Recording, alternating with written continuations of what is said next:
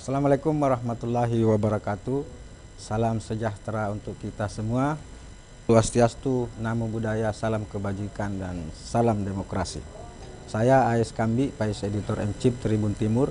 Hari ini kita mulai edisi perdana Mata Lokal Memilih.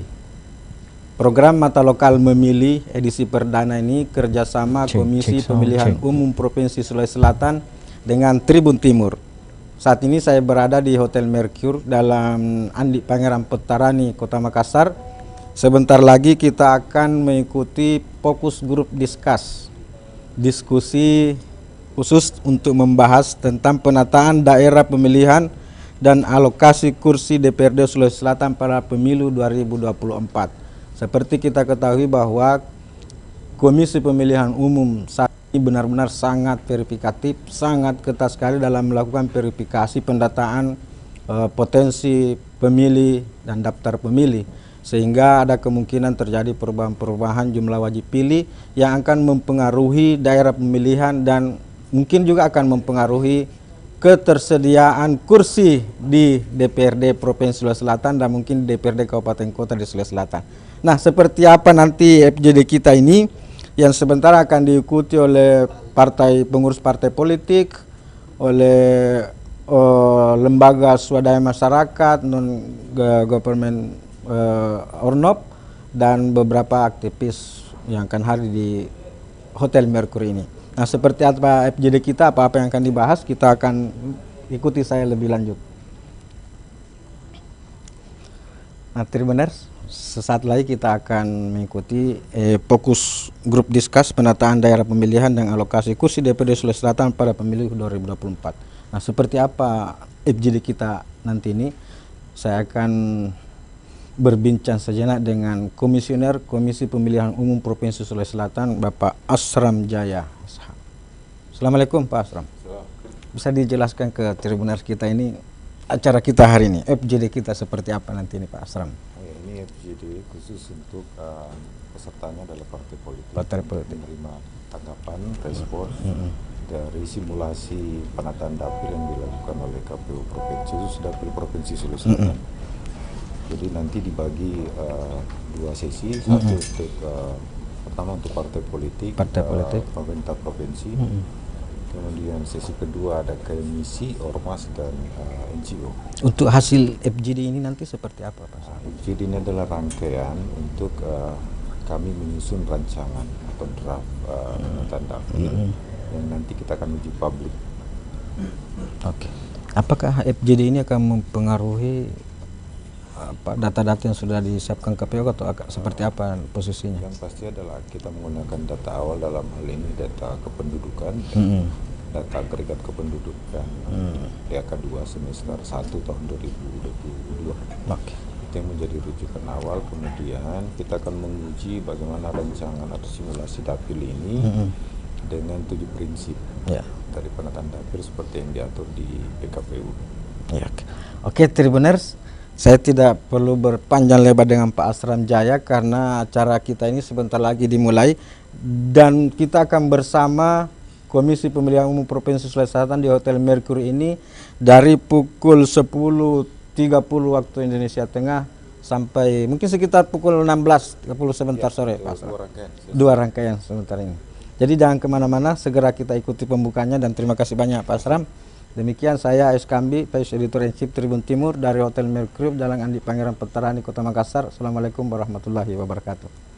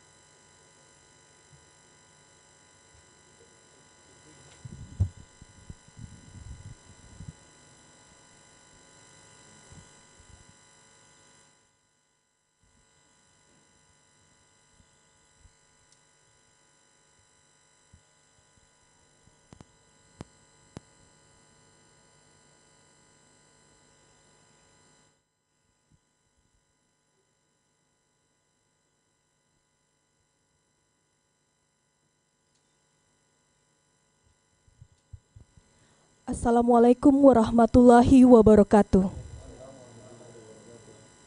Selamat pagi dan salam sejahtera untuk kita semua. Yang terhormat, Ketua dan anggota Komisi Pemilihan Umum Provinsi Sulawesi Selatan. Yang kami hormati, Ketua dan anggota Badan Pengawas Pemilu Provinsi Sulawesi Selatan. Yang kami hormati, pimpinan atau LO Partai Politik tingkat Provinsi Sulawesi Selatan. Yang kami hormati, Kepala Badan Kesatuan Bangsa dan Politik Provinsi Sulawesi Selatan. Yang kami hormati, Kepala Dinas Kependudukan dan Pencatatan Sipil Provinsi Sulawesi Selatan. Yang kami hormati, Kepala Bagian dan Kepala Subbagian Teknis Penyelenggara Pemilu Komisi Pemilihan Umum Provinsi Sulawesi Selatan. Yang kami hormati, fasilitator serta seluruh peserta FGD pada pagi hari ini. Acara pembukaan Fokus Group Discussion Penataan Daerah Pemilihan dan Alokasi Kursi Anggota DPRD Provinsi oleh KPU Provinsi Sulawesi Selatan dalam pemilihan umum serentak tahun 2024. Hari Kamis, tanggal 19 Januari 2023 dimulai. Diawali dengan menyanyikan bersama lagu kebangsaan Indonesia Raya. Hadirin dimohon berdiri.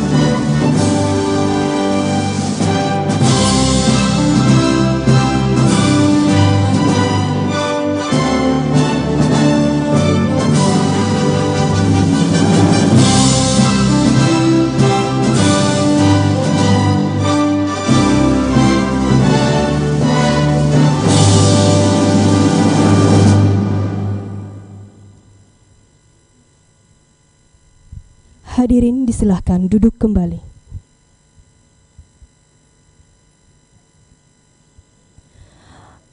Acara selanjutnya yaitu pembacaan doa yang akan dipimpin oleh Bapak Andi Gemilang. Kepada Bapak dengan hormat disilahkan.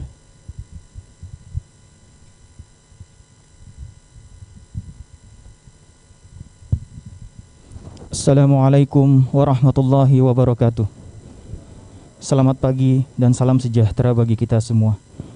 Hadirin Bapak Ibu yang terhormat, sebelum menjalankan kegiatan hari ini, marilah kita berdoa seraya memohon kepada Tuhan Yang Maha Esa agar kegiatan ini berjalan dengan lancar. Doa ini saya ucapkan sesuai ajaran Islam bagi saudara kami yang berkeyakinan selain agama Islam. Dengan hormat mohon menyesuaikan. A'udzu billahi minasyaitonir rajim. Bismillahirrahmanirrahim. Alhamdulillahi rabbil alamin.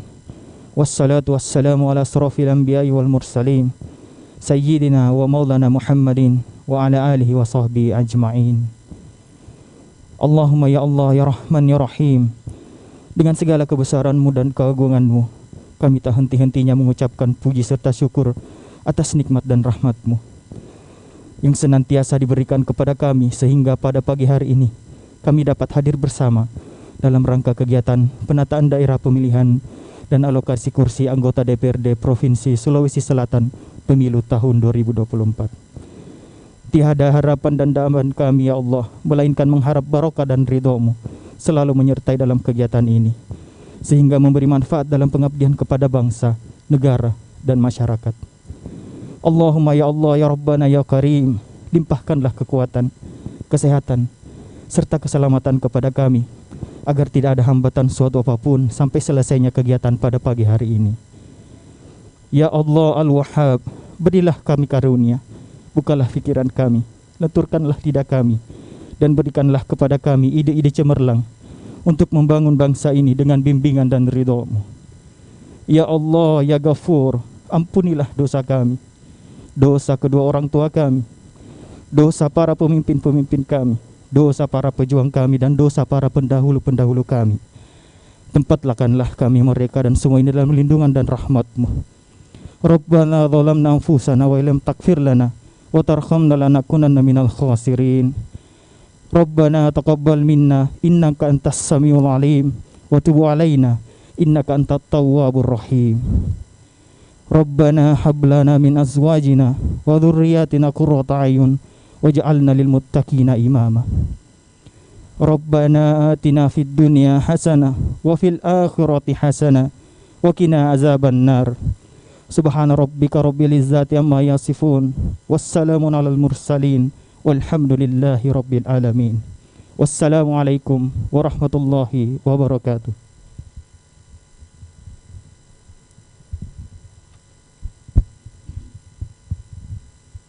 Baik Bapak Ibu, selanjutnya sambutan Ketua Komisi Pemilihan Umum Provinsi Sulawesi Selatan sekaligus membuka acara dengan resmi. Kepada Bapak Faisal Amir dengan hormat disilahkan. Terima kasih. Bismillahirrahmanirrahim. Assalamualaikum warahmatullahi wabarakatuh. Selamat pagi, salam sejahtera untuk kita semua. Yang saya hormati rekan anggota KPU Provinsi Sulawesi Selatan beserta kawan-kawan sekalian, para pejabat struktural dan fungsional serta seluruh panitia dari KPU Provinsi Sulawesi Selatan. Yang saya hormati Bapak Ibu, pimpinan Bawaslu dan seluruh rombongan dari Bawaslu. Yang saya hormati fasilitator, Bapak Ibu sekalian, para peserta, khususnya dari partai politik, dari Pemprov, kemudian teman-teman media, dan mohon maaf tidak sempat saya sebut satu persatu tanpa mengurangi rasa hormat saya. Yang saya hormati juga mohon maaf Pak Nawir selaku fasilitator pada pagi hari ini. Alhamdulillahirabbil alamin. Wassalatu wassalamu ala asyrafil anbiya wal mursalin wa ala alihi washabihi ajmain. Amma ba'd. Rabbi shrli sadri wa yassir li amri wahlul 'uqdatam min lisani yafqahu qawli. Bapak sekalian, pagi ini sebagai rangkaian dari penataan daerah pemilihan, tahapan penataan daerah pemilihan, kita melakukan FGD yang rangkaian dari proses uji publik yang wajib dilakukan. Berdasarkan putusan Mahkamah Konstitusi, kita pada daerah pemilihan pada tingkat provinsi dan tingkat pusat kemudian dibahas oleh KPU. Walaupun sesungguhnya daerah pemilihan tingkat provinsi dan tingkat pusat ini itu sudah menjadi lampiran dari Undang-Undang 7 2017. Tetapi kemudian dengan adanya putusan Mahkamah Konstitusi untuk membahas itu, untuk melakukan penataan, maka hari ini kita melakukan FGD sebagai rangkaian uji publik untuk penataan daerah pemilihan. Sesungguhnya pada tingkat kabupaten kota kita sudah melaksanakan dan sudah hampir final. Dari 24 kabupaten kota di Sulawesi Selatan ini kita sudah melakukan penataan daerah pemilihan. Dan konsepnya sudah ada untuk kemudian kita ajukan ke KPU RI untuk pengesahan daerah pemilihan. Penataan daerah pemilihan ini adalah salah satu tahapan pelaksanaan pemilu. Jadi setelah melakukan penetapan partai politik, kemudian kita melakukan penataan daerah pemilihan. Daerah pemilihan adalah satu keniscayaan pada sistem proporsional, sistem pemilu proporsional. Untuk Sulawesi Selatan ini, Ibu Bapak sekalian, kita tahu bersama bahwa dari 24 kabupaten kota, kemudian jumlah penduduk 9 juta lebih, yang kemudian jumlah kursi 85, kemudian jumlah pemilih 6 juta lebih, jumlah daerah pemilihan yang kita rancang dan ini masih daerah pemilihan existing sebenarnya, yaitu 11 daerah pemilihan. Daerah pemilihan ini tentu kita harus mensinergikan dari beberapa daerah, dari daerah pemilihan di semua tingkatan, mulai tingkat kabupaten, kota, kemudian provinsi, dan pusat. Kita tahu bersama untuk daerah pemilihan untuk tingkat provinsi itu dari pemilu 2009 yang lalu, kalau tidak salah ingat, itu sudah menjadi 11, sudah 11. Kemudian 2019 yang lalu itu sudah 2019 yang lalu itu tetap masih 11 daerah pemilihan, tetapi alokasi kursi sudah menjadi 85. Sebelumnya kursi kita 75. Untuk pemilu 2024 ini itu masih pada porsi yang sama karena jumlah penduduk kita masih 9 juta lebih. Kemudian berarti alokasi kursi kita masih 85. Dan dengan penataan daerah pemilihan yang kita konsep itu 11 daerah pemilihan. Mengenai komposisi daerah pemilihannya itu kami masih berpikir masih relevan dengan existing atau yang sesuai dengan daerah pemilihan yang lalu. Hanya memang Ibu Bapak sekalian, dinamika atau fenomena perkembangan penduduk kita ini tidak bisa kita hindari. Di beberapa kabupaten kota bertambah dan di beberapa kabupaten kota berkurang. Tentu ini bagian dari proses pemutakhiran data kependudukan kita, sistem administrasi kependudukan kita yang lebih baik, di mana kita semakin rapi dalam melakukan penataan atau pemutakhiran kependudukan di pemerintah. Sehingga di beberapa kabupaten kota, di Sulsel misalnya, kalau saya tidak salah ingat, 12 kabupaten kota itu berkurang jumlah penduduknya justru. Kemudian 12 kabupaten kota lainnya itu bertambah. Dan di beberapa wilayah misalnya di kecamatan, di beberapa kabupaten kota juga dinamikanya begitu. Ada kecamatan yang kemudian pertumbuhan penduduknya itu lebih cepat sehingga mempengaruhi komposisi kursi. Baik di kabupaten kota maupun di tingkat provinsi itu terjadi. Hal ini juga terjadi di Sulawesi Selatan, tetapi kita akan bisa ekspos sebentar bagaimana potensi perubahan penduduk dalam penataan daerah pemilihan di Sulawesi Selatan. Ibu Bapak sekalian, pentingnya penataan daerah pemilihan ini sehingga setiap pemilu itu dilakukan pembahasan kembali pada penataan daerah pemilihan. Apakah daerah pemilihan ini masih relevan dengan situasi terkini? Karena menata daerah pemilihan ini tidak sekedar semau kita. Ada variabel-variabelnya, ada prinsip-prinsip penataan daerah pemilihan. Misalnya kesatuan wilayah atau integralitas wilayah, kemudian kesetaraan kursi, kemudian kohesivitas, kemudian kesinambungan.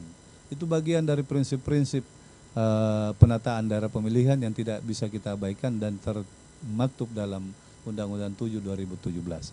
Sehingga hari ini Ibu Bapak sekalian, kita melakukan diskusi-diskusi penataan daerah pemilihan, tentu kita harus selalu menjunjung tinggi prinsip-prinsip tersebut.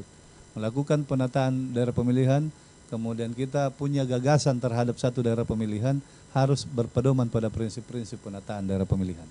Makanya hari ini Ibu Bapak sekalian selaku pemangku kepentingan, kami berharap memberikan masukan untuk bagaimana proses penataan daerah pemilihan yang lebih bagus untuk Sulawesi Selatan. Sehingga setelah masukan dari hari ini, kemudian hari ini kami FGD 2 sesi, hari ini pagi sementara siang juga akan melakukan dengan peserta yang berbeda. besok pada uji publik.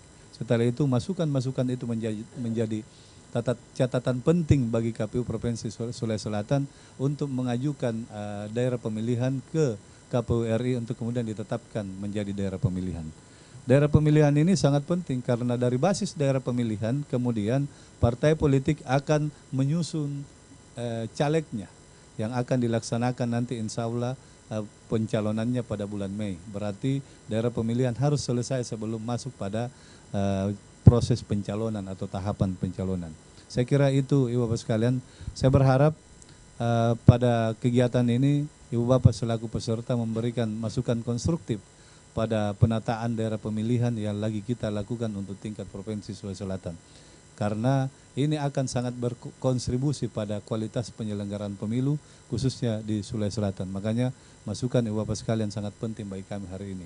Hari ini kita curah pendapat untuk mendapatkan masukan-masukan yang konstruktif soal bagaimana penataan daerah pemilihan tersebut. Saya kira demikian.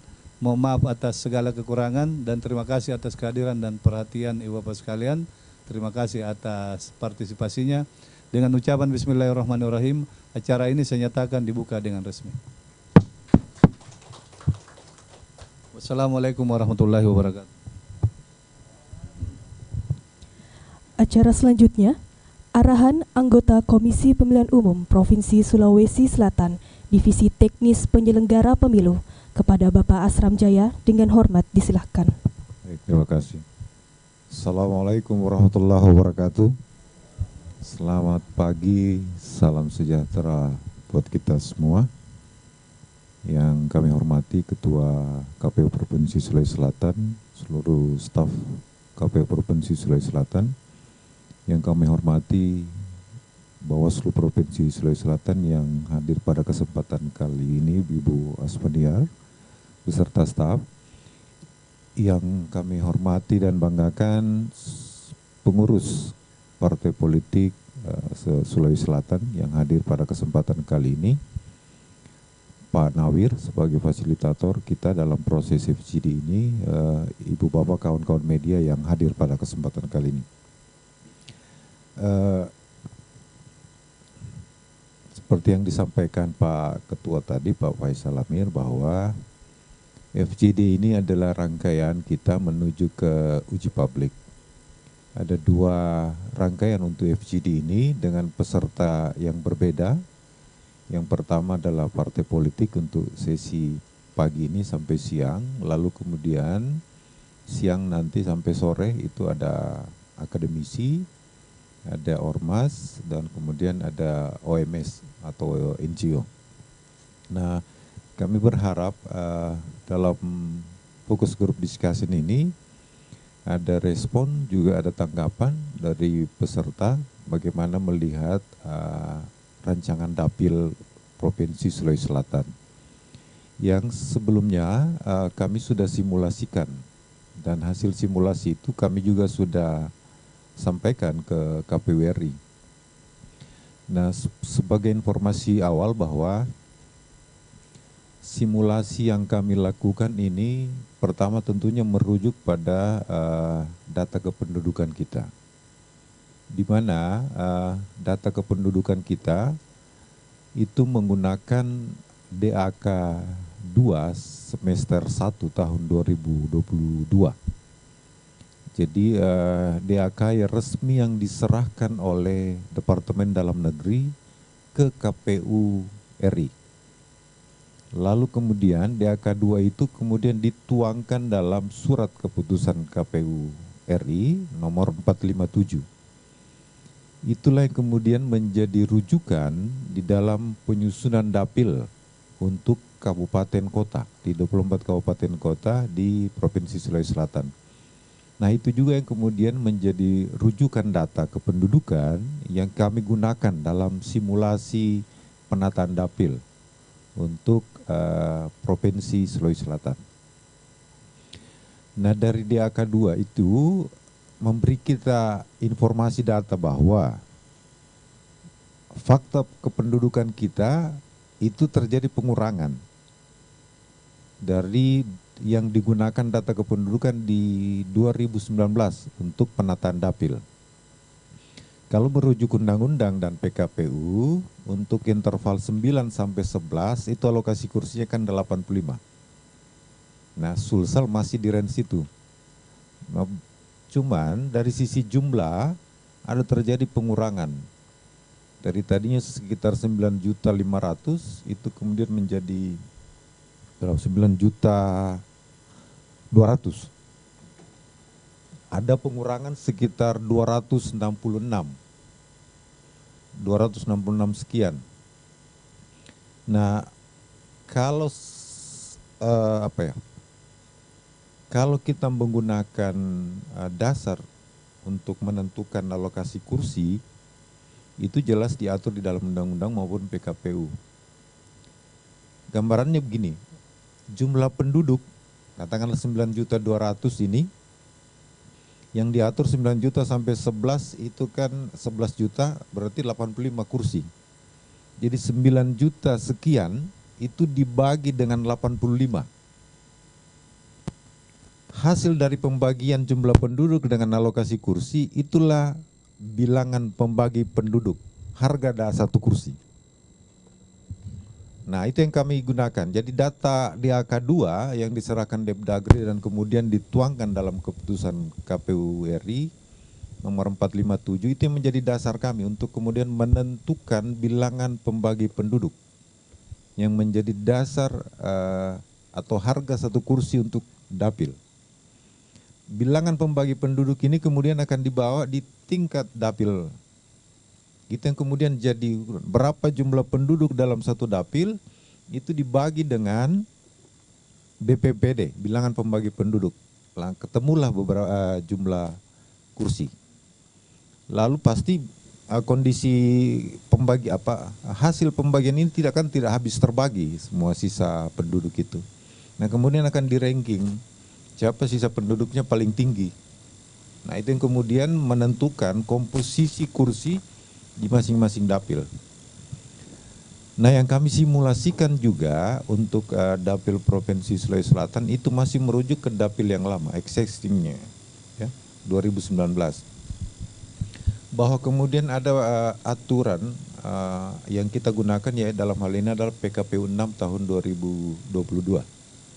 PKPU yang mengatur tentang penataan dapil dan alokasi kursi, tapi kemarin itu khusus untuk dapil kabupaten kota. Nah, kemudian pasca putusan MK yang kemudian memberi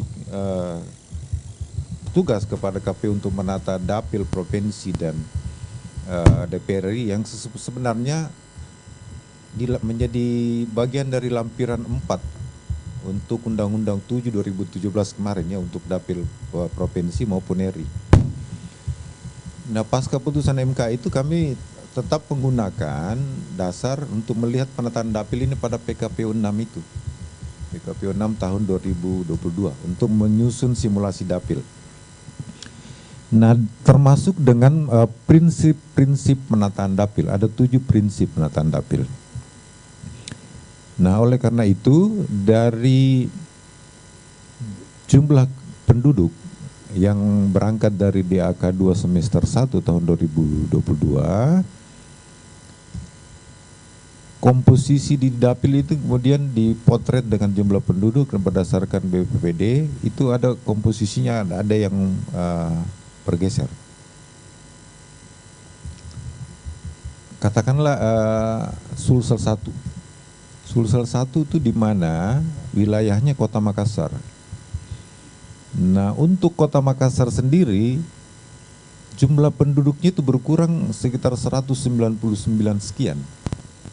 Jadi hampir 200. Itu kemudian berkontribusi pada dapil di mana jumlah penduduk yang berkurang itu ketika diperhadapkan dengan bilangan pembagi penduduknya itu otomatis dia berkurang. Nah, itu hasil simulasi kami itu terjadi di Sulsel 1. Begitupun di dapil Sopeng Wajo. Sopeng Wajo kalau tidak salah di Wajo itu ada sekitar 60.000 pengurangan jumlah penduduk. Di Sopeng itu ada 11.000. Nah, dari jumlah itu kemudian berdampak pada ketika bilangan pembagi penduduk untuk harga satu kursi dibagi dengan jumlah penduduk itu hanya berapa kursi yang diperoleh, sehingga di dapil Sopeng Wajo itu terjadi pengurangan kursi kalau berangkat dari data kependudukan. Tetapi ada di dapil lain, saya masih menggunakan dapil yang lama, dapil 11 dapil. Tetapi dapil lain misalnya Goa Takalar ini terjadi penambahan penduduk. Dari penambahan penduduk itu kemudian berkontribusi juga pada penambahan kursi.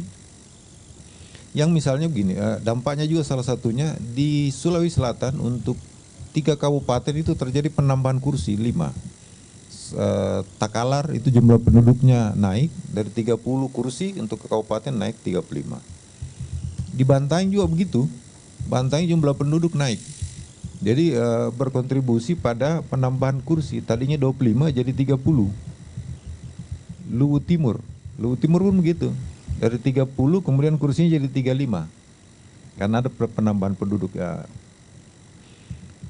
Untuk dapil Goa dan Takalar itu ada penambahan, karena di Goa juga terjadi penambahan penduduk, Takalar juga penambahan penduduk, sehingga untuk dapil provinsi di dapil Goa Takalar itu ada penambahan kursi. Nah lalu kemudian dari data kependudukan itu pasti akan kita uji juga dengan 7 prinsip yang mengatur dalam penataan dapil ini. Nah saya kira ini informasi awal untuk kemudian kami mendapat respon termasuk tanggapan dari ibu bapak semua peserta fokus group discussion ini untuk melihat simulasi atau rancangan yang kami buat. Kalau kita memakai prosedur atau mekanisme dalam penataan dapil yang kemarin dilakukan oleh 24 kabupaten kota, itu biasanya rancangan kita usul sampai 3 rancangan. Nah, nanti kemudian akan kelihatan kecenderungannya kemana ini. Apakah di usulan 1, 2, dan 3. Yang sementara ini adalah yang kami lakukan adalah 2 simulasi, jadi dua kayak rancangan untuk dapil. Di mana rancangan kedua itu tetap masih merujuk ke dapil yang lama, dalam hal ini 11 dapil, cuman di aturan KPU ada diatur yang masih merujuk pada PKPU 6 yang sesungguhnya dipakai dalam penataan dapil kabupaten kota dalam hal penamaan dapil. Nah penamaan dapil ini memakai arah jarum jam. Pusat pusat startnya itu di mana ibu kota. Kalau kita ibu kota Makassar. Nah kalau kemarin kabupaten kota itu dicari di mana kantornya bupati dan wakil atau wali kota. Itu titik startnya. Berarti kalau provinsi kita coba ambil rujuk kantor gubernur. Pusatnya di mana? Kalau kantor gubernur dia masuk kecamatan Panakukang kalau tidak salah. Nah, kecamatan Panakukang itu kalau wilayah dapil Sulawesi Selatan dia masuk Sulsel 2. Startnya itu dari situ, kemudian searah jarum jam. Nah, posisi peta kita kan berdiri tegak gini. Jadi dia harus mulai dari atas. Nah, tapi penting juga untuk melihat ini karena kalau merujuk pada peta dengan posisi vertikal itu artinya posisi atasnya menuju ke atas. Nah kalau pakai itu yang coba kami lihat, kami simulasikan itu terbalik. Tadinya Sulsel 11 itu di daerah Luwu Raya. Kalau memakai arah jarum jam berdasarkan peta ini, dapil Sulsel 11 justru Goa Takalar. Nah itu Ania.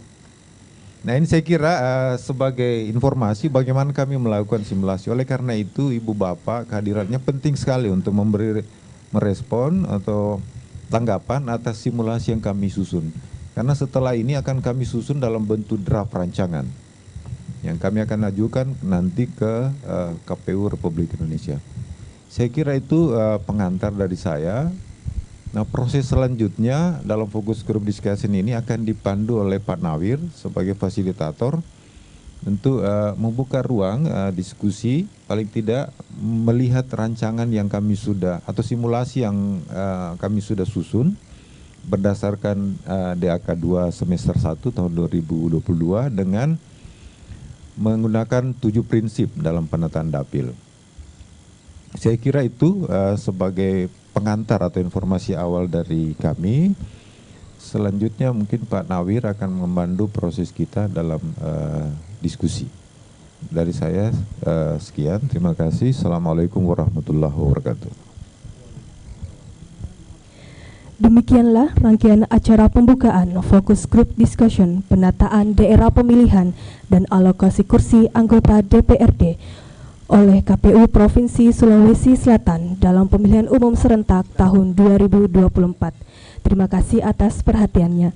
Selanjutnya, acara ini akan dipandu oleh fasilitator kita, Bapak M. Nawir. Kepada Bapak dengan hormat disilahkan.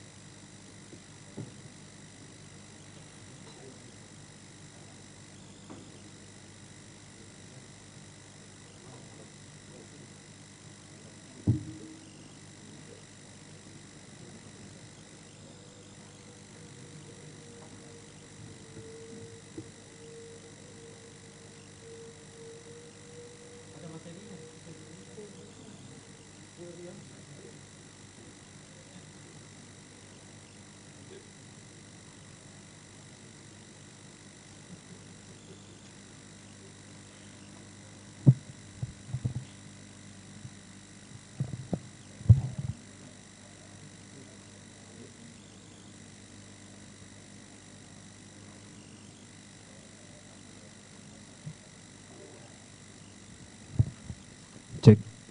Bismillahirrahmanirrahim. Assalamualaikum warahmatullahi wabarakatuh. Selamat pagi, salam sejahtera bagi kita semua. Saya Nawir, perkenalkan ditugaskan untuk menjadi fasilitator atau memandu FGD ini. Tentunya saya ingin menyampaikan terima kasih kepada Ketua KPU dan jajarannya, juga Bapak Ibu sahabat peserta FGD ini. Saya akan memandu di FGD ini dengan mempertimbangkan pertama bahwa kita akan menyelesaikan FGD ini sampai istirahat siang kurasa ya, gitu Pak Aslam ya. Karena memang setelah sesi ini akan ada sesi berikut kelanjutannya setelah lohor. Jadi kalau kita lihat waktu, maaf saya harus buka ini, sekarang jam 11, berarti memang kita akan mengefektifkan seoptimal mungkin tanggapan maupun saran, masukan bagi rancangan penataan dapil KPU Provinsi. Saya ingin mengulang sedikit apa yang disampaikan oleh Pak Asram tentang perubahan-perubahan yang terjadi dalam rancangan penataan dapil dan alokasi kursi KPU Provinsi. Nah, di dalam penataan dapil ini tentu ada satu dasar, bukan cuma dasar hukum, tapi juga pertimbangan-pertimbangan kajian akademik ya. Misalnya kalau kita merujuk pada prinsip, 7 prinsip dalam penataan dapil, mulai dari kesetaraan, konsistensi dengan sistem proporsional, prinsip proporsionalitas itu sendiri, sampai kemudian integrasi wilayah, kohesivitas, dan kesinambungan. Nah, ini yang menjadi acuan utama dalam kajian tentang penataan dapil yang sudah Bapak Ibu pegang dalam bentuk ringkasan. Nah, saya rasa kita akan membuka saja sesi tanggapan atau masukan dari kita semua berkaitan dengan rancangan penataan dapil yang sudah dibikin oleh KPU Provinsi. Mudah-mudahan atau saya harapkan Bapak Ibu sekalian sudah memegang lembar ya, lembar ringkasan dari rancangan penataan dapil versi KPU. Di situ sebagian sampaikan oleh Pak Asram secara lisan apa yang berubah, ya, apa yang bertambah, apa yang berkurang. Begitu saya rasa, Bapak Ibu. Saya persilakan siapa yang ingin memulai memberikan tanggapannya atau sarannya berkaitan dengan rancangan ini.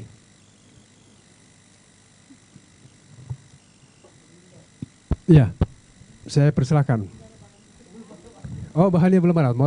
Tolong panitia memastikan bahwa seluruh peserta memegang rancangan ini.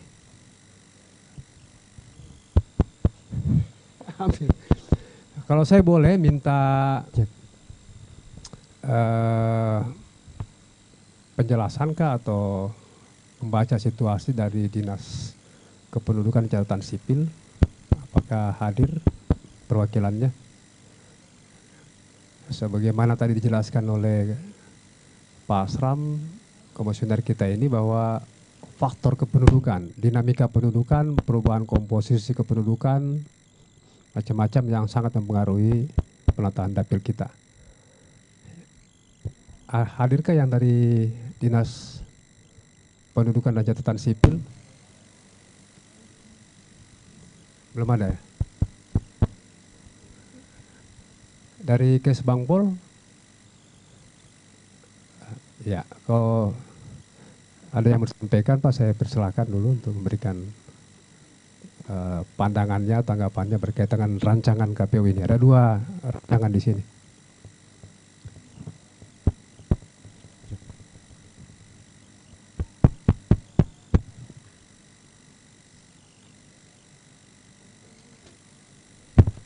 Saya persilakan. Apakah misalnya pertanyaannya, apakah memang ini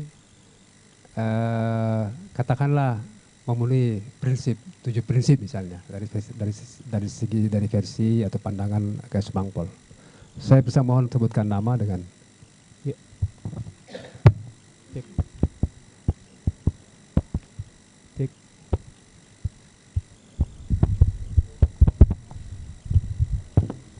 Ya, terima kasih. Assalamualaikum warahmatullahi wabarakatuh. Nama saya Muhammad Rizaldi, dari Badan Kesatuan Bangsa dan Politik Provinsi Sulawesi Selatan. Untuk jabatan saya adalah pejabat fungsional analis kebijakan ahli muda, yang mana ini hari saya mewakili Bapak Kepala Badan Kesbangpol Provinsi Sulawesi Selatan untuk menghadiri kegiatan ini.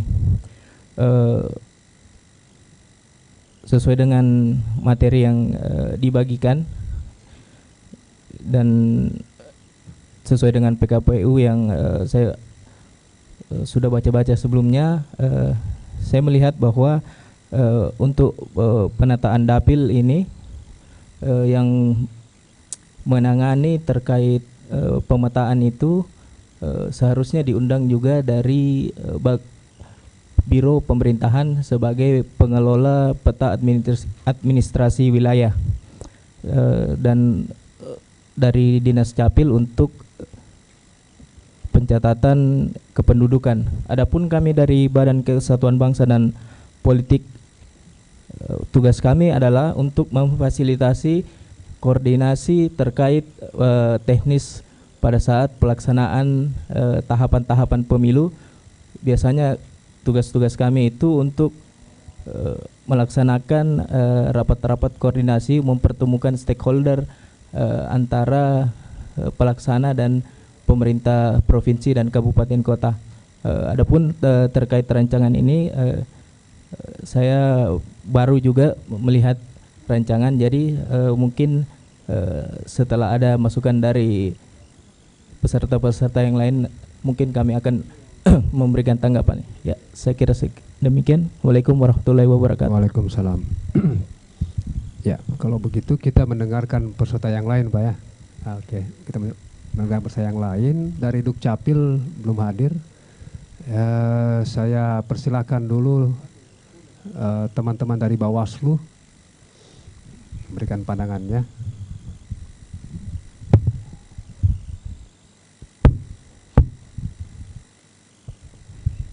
Bismillahirrahmanirrahim. Assalamualaikum warahmatullahi wabarakatuh.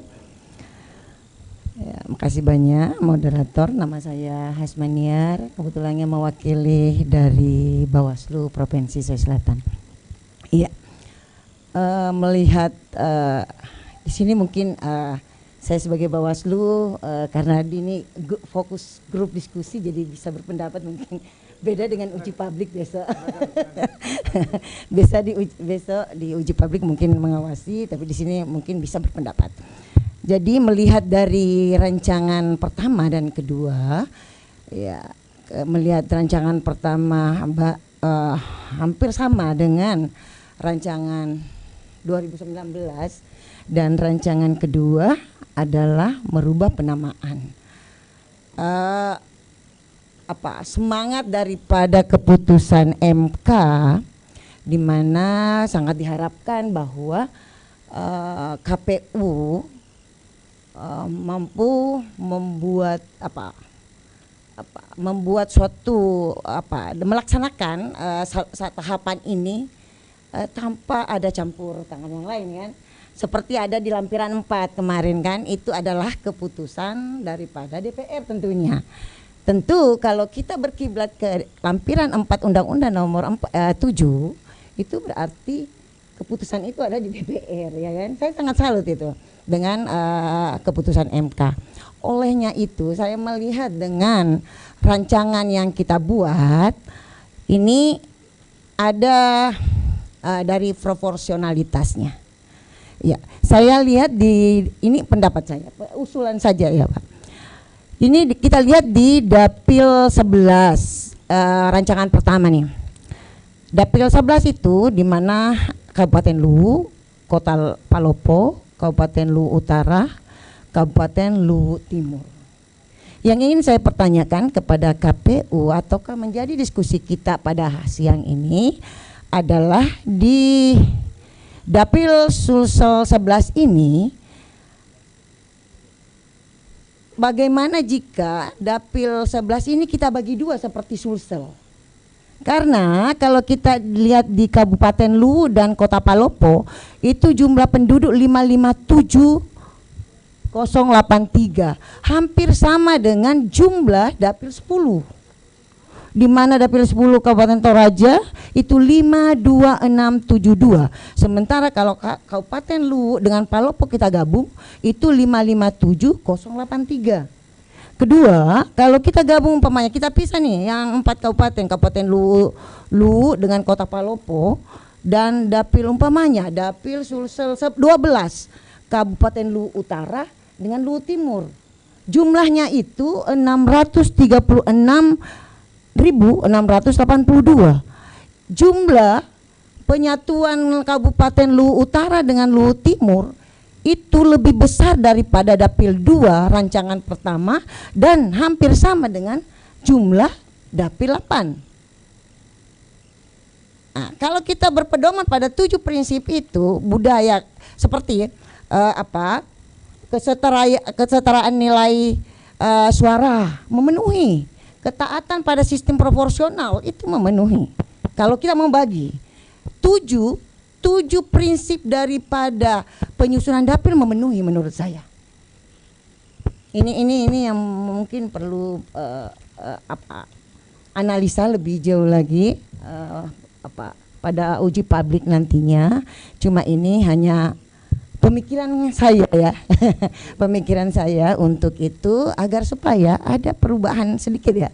Karena supaya tapi tidak menyalahi daripada 7 prinsip itu.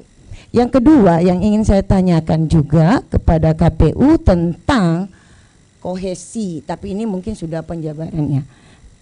Tapi perlu penjelasan juga tentang Dapil 4 Kabupaten Jeneponto, Bantaeng dan Selayar dengan Dapil 5 Kabupaten Bulukumba dan Sinjai. Ya, karena saya ada juga keturunan Selayar, jadi Selayar dengan Bulukumba itu ada budaya yang sama. Ada budaya yang sama di Selayar dengan Bulukumba. Konjo ya. Bulukumba sedikit dengan Sinjai iya. Oke, ada.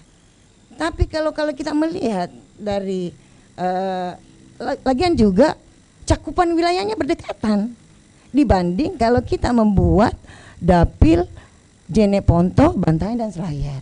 Tapi itu pasti ada alasan tertentu nih dari KPU untuk itu, karena ini sudah masuk di lampiran 4. Tentunya punya banyak analisa sebelumnya yang mungkin baru kali ini, karena memang saya baru satu periode di Bawaslu sehingga saya belum terlalu menjelaskan. Mungkin itu saja sebagai bahan diskusi untuk kita, dan makasih banyak. Assalamualaikum warahmatullahi wabarakatuh. Waalaikumsalam. Terima kasih Bu Asniar. Ada 2 tanggapan sekaligus juga usul untuk dikaji ulang. Itu pertama, mempertimbangkan dapil 11 khususnya Luwu Utara dengan Luwu Timur Bu ya, melihat dari proporsi jumlah penduduk. Yang kedua tentang kohesivitas secara etnisitas atau kultural antara dapil Bulukumba, Selayar, satu Selayar dalam dapil 4 Jeneponto Selayar, Bantaeng, melihat Selayar sebagai yang lebih dekat secara geografis maupun secara etnisitas kultural dengan Bulukumba. Itu sudah 2 masukan. Dari dinas yang lain kayaknya kalau ada, Dukcapil belum ada ya. Nah, selanjutnya saya minta tanggapan, respon, saran dari teman-teman mewakili partai politik. Silakan yang ingin memberikan pandangannya berkaitan dengan rancangan penataan dapil KPU ini. Siapa? Siapa tahu dia bilang, wah berkurang suara ini.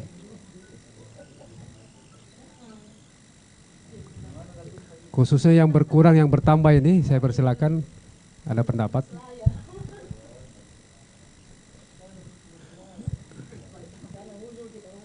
Kalau di rancangan dia, ya ada ya. Saya tolong sebutkan nama dari parpol mana.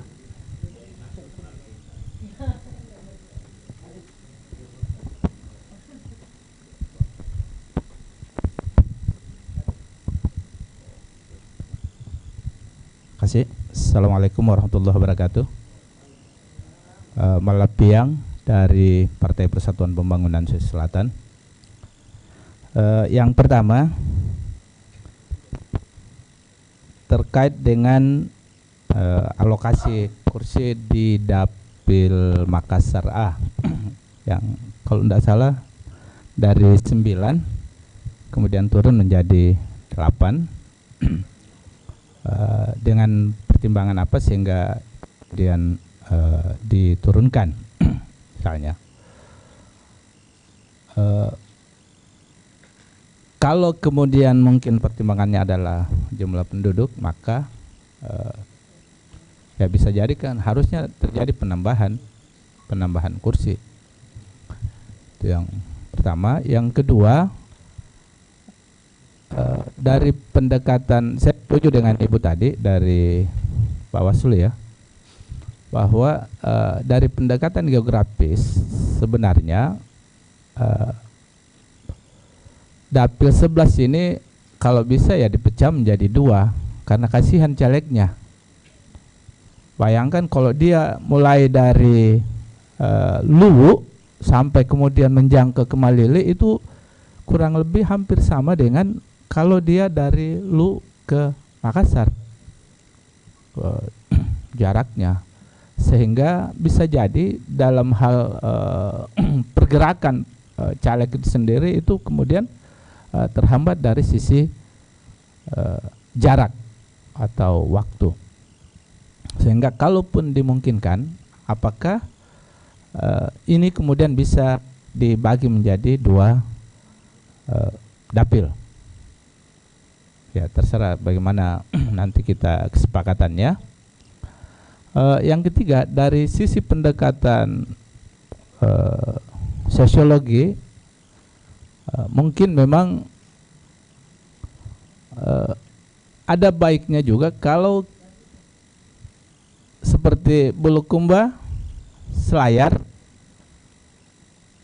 dan Sinjai itu kemudian satu dapil. Karena kasihan juga Selayar sebenarnya. Selayar itu hampir kurang terjangkau oleh calon-calon kita atau anggota DPR kita, di mana memang kalau dipresentasikan kan orang-orang Selayar ini sedikit sekali yang kemudian duduk di parlemen. Di dapil 4 itu kalau tidak salah ada satu, ya paling satu orang yang memang orang Selayar sendiri mungkin berpikir untuk ke sana untuk melakukan sosialisasi misalnya atau reses. Sehingga apakah tidak kalau kemudian Selayar ini bergabung saja dengan Sinjai, karena Sinjai, Selayar dan Bulukumba masing-masing ya katakanlah dia walaupun dia dari sisi geografisnya bukan kepulauan, tapi Selayar juga Sinjai juga kan banyak pulau-pulaunya, begitu juga Bulukumba yang kemudian bisa menjangkau ke Selayar. Yang ketiga, dari pendekatan jumlah penduduk, misalnya apakah tidak dimungkinkan kalau kemudian Kabupaten Goa ini tersendiri, ya, dia menjadi satu dapil seperti layaknya Kabupaten Bone yang dimana jumlah penduduknya kalau tidak salah 700-an ya, Goa. Ya, 700 Bone ya. Bone, Goa hampir juga kayaknya mendekati 700, sehingga kalau memang misalnya ada pergeseran dapil, maka kami kemudian mengusulkan untuk bagaimana Goa menjadi tersendiri, sehingga Takalar bisa bergabung dengan misalnya di dapil 4. Dan itu kalau dari sisi sosiologis misalnya budaya, saya kira Takalar, Jeneponto dan Bantaeng itu hampir sama atau punya kemiripan yang dengan pendekatan apapun misalnya, termasuk mungkin dari sisi pendekatan geografis yang jangkauannya kurang lebih 1 jam atau 2 jam lah kira-kira begitu. Itu yang kemudian menjadi catatan kita, dan sebaiknya ya kalau saya bukan menjadi ya penekanannya ini bukan dikurangi.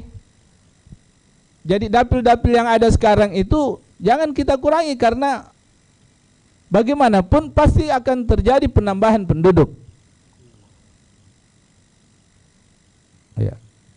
Yang ada malah harusnya ditambah alokasi kursinya di dapil tersebut.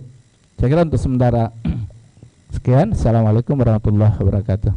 Waalaikumsalam. Jadi dua penanggap ini menarik sekali karena terhubung.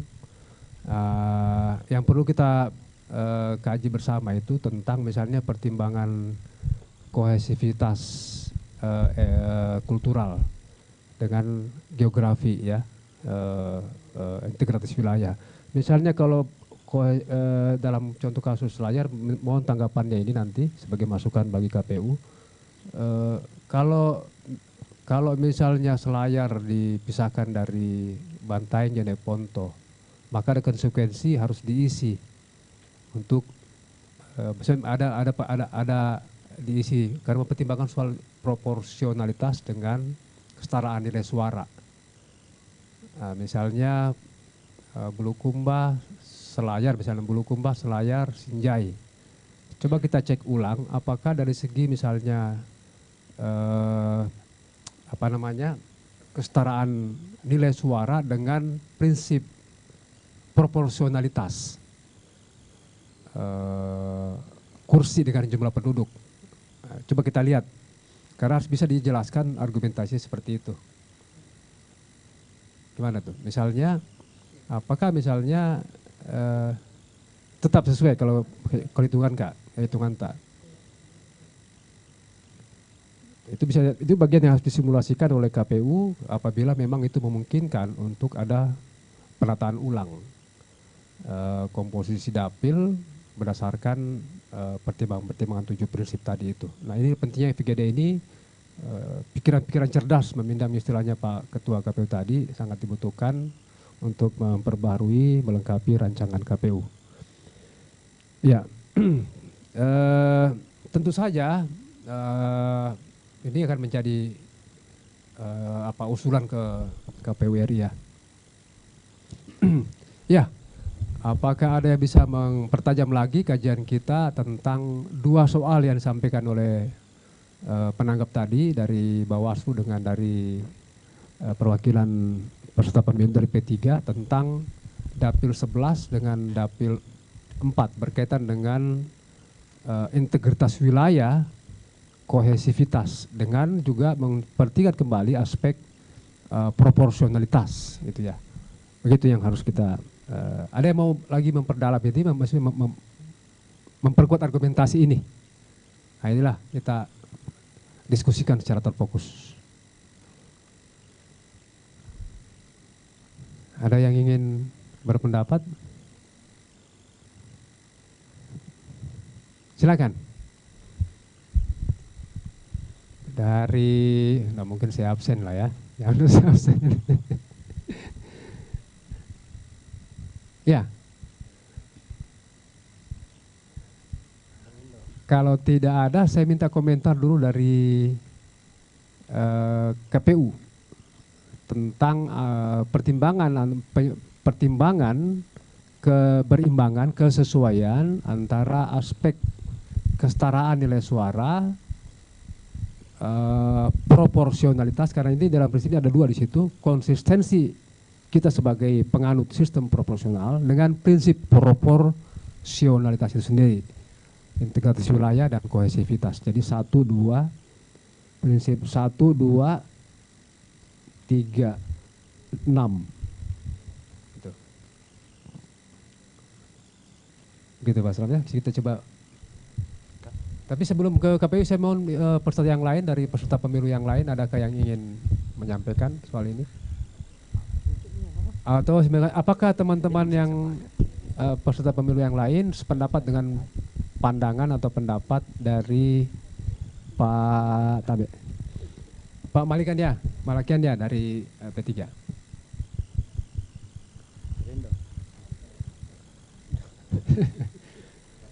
Silakan, tolong sebutkan nama dengan organisasinya atau partainya.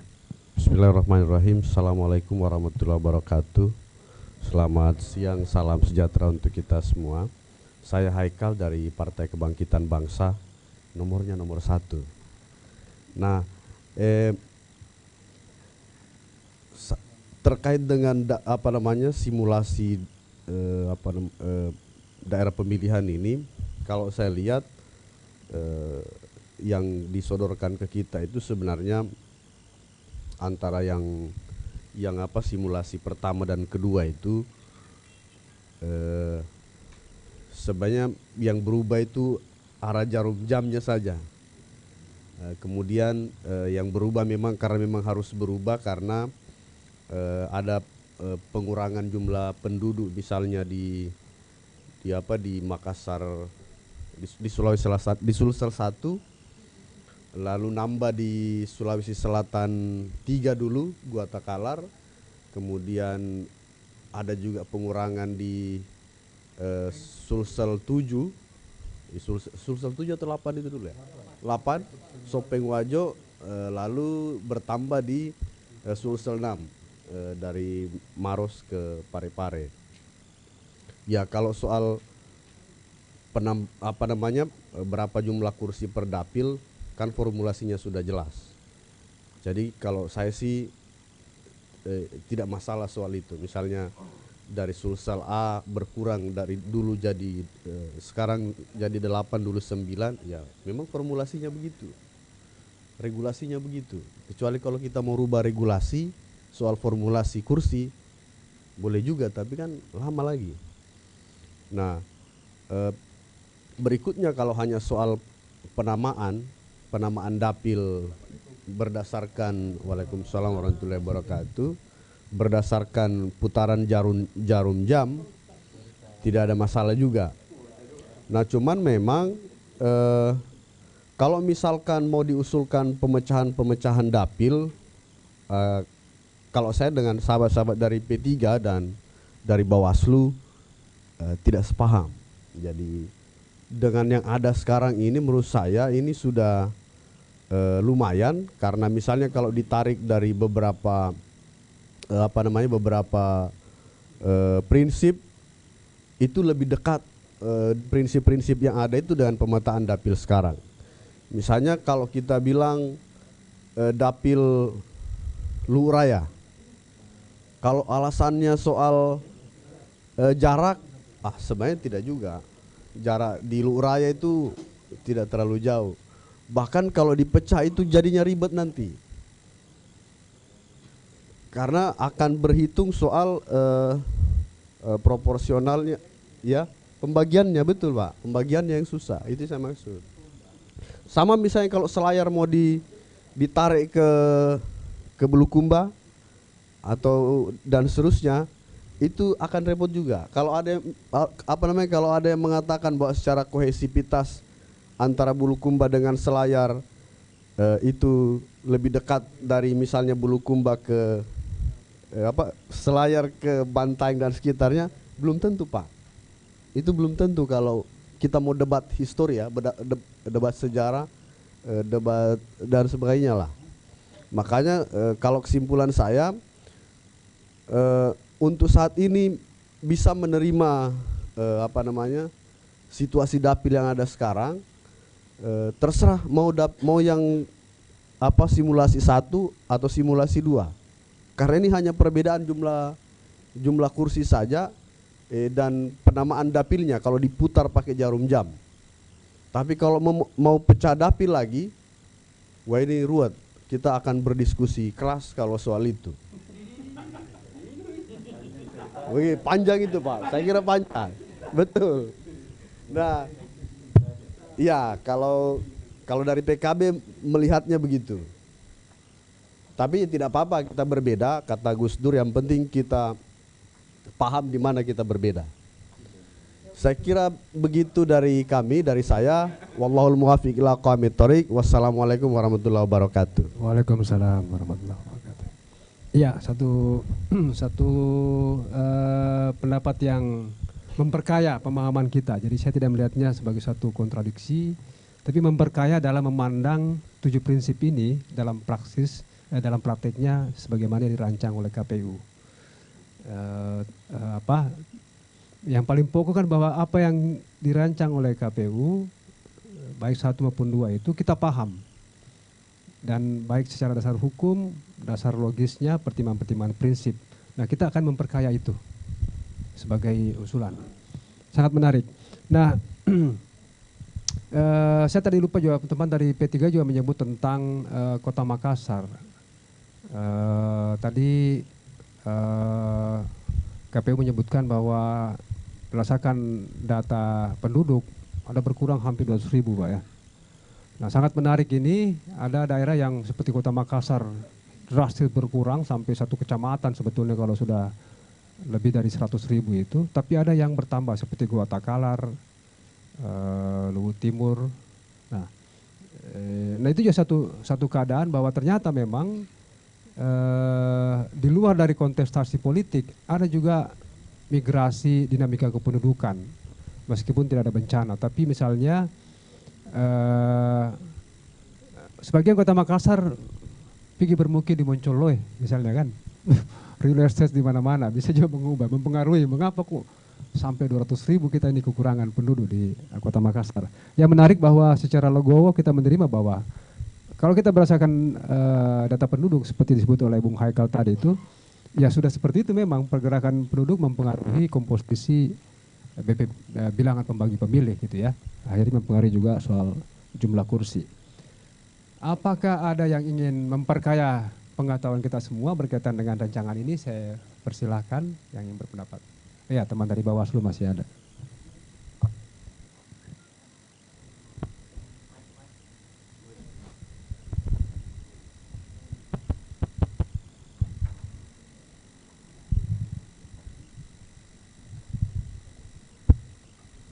Bismillah, Assalamualaikum warahmatullahi wabarakatuh. Yang kami hormati pimpinan KPU, Bapak Ibu dari partai.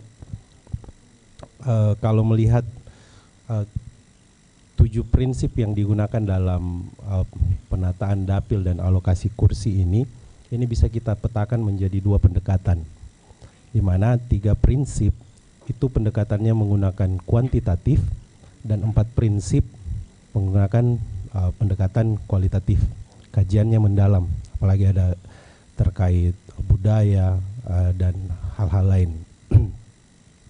Kalau kita merujuk kepada hasil RDP kemarin dan rancangan KPU yang ada saat ini, maka ini perhitungannya sama dengan yang kami gunakan simulasinya, bahwa ada pergeseran kursi di situ. Itu yang pertama. Yang kedua, kalaupun misalnya KPU Provinsi Sulsel akan mengusulkan 2 simulasi ini, maka diskusi kita itu kalau menurut saya akan berat kalau kita berdiskusi terkait perubahan komposisi kabupaten kota dalam sebuah dapil. Diskusi yang paling relevan adalah diskusi yang bisa kita dekati dengan kuantitatif di 3 asas itu.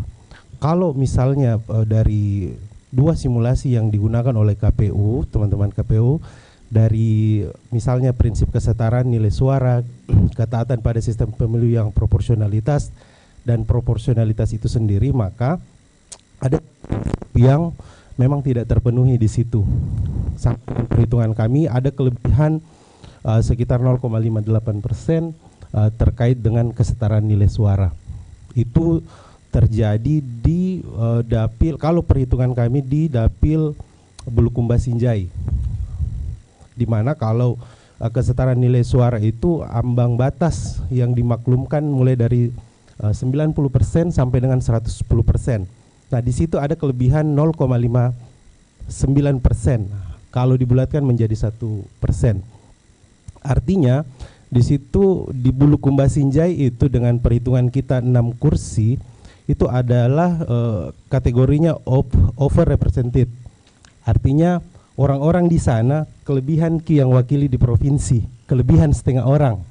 Seperti itu kalau bahasa ininya.